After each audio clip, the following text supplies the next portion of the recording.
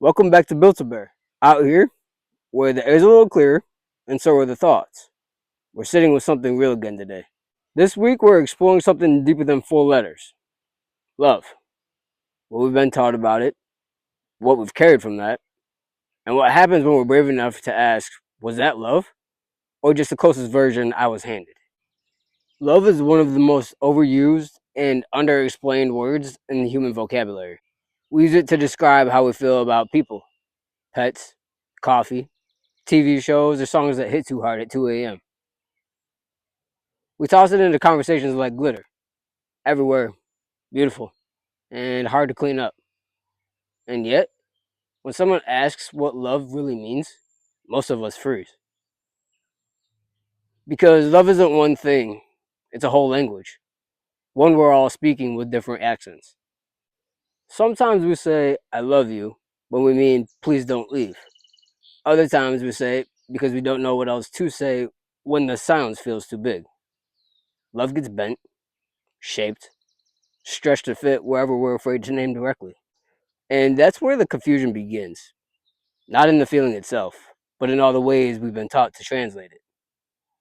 Most of us didn't grow up with a clear definition of what love is. What we saw, or didn't see, became our blueprint. Some of us learned that love means fixing, or sacrificing, or staying quiet to keep the peace. Others learned that love is inconsistent, loud when it's there, but gone without warning.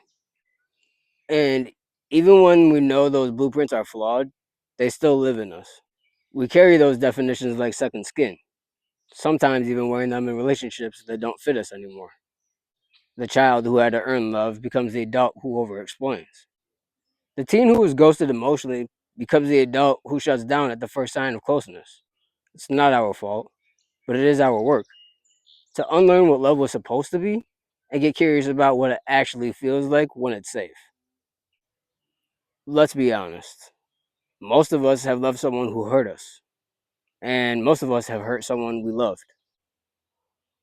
Because love doesn't cancel out fear, it doesn't erase miscommunication, it doesn't guarantee healing unless we choose it.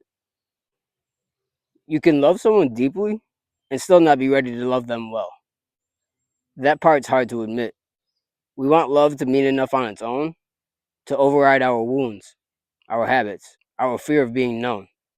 But love is not a disinfectant. It doesn't clean the cut unless we open it, tend to it, and commit to the mess of healing. Sometimes love hurts not because it's broken, but because we are still healing through it. Love doesn't always say, I love you. Sometimes it says, did you get home safe? I brought you water. You crossed my mind. I made space for you. Real love shows up in consistency, in small daily choices, and how someone makes you feel when they enter or leave a room. And sometimes love is quiet. It's the long pause before reacting. It's the text you don't send because you don't want to hurt them. It's the version of you that tries again, softer this time. When we stop looking for fireworks and start noticing the flickers, that's when we realize love has been whispering this whole time. Love isn't just something that we feel, it's something we practice. And practice means unlearning, relearning, and showing up again. Love asks us to be curious and just comfortable, to be brave, not just bonded, to stay soft even when we're scared. Real love doesn't always feel good. Sometimes it stretches us past our defaults, makes us slow down when we'd rather run, or speak up when silence would be easier. It invites us to be seen, not just liked. And that kind of vulnerability, it's not for the faint of heart, but it's where real love begins to grow. If love has ever felt complicated, or if it still does, you're not cracked, you're carrying, you're human. Be gentle with the old stories, but bold with the new. I'll catch you soon.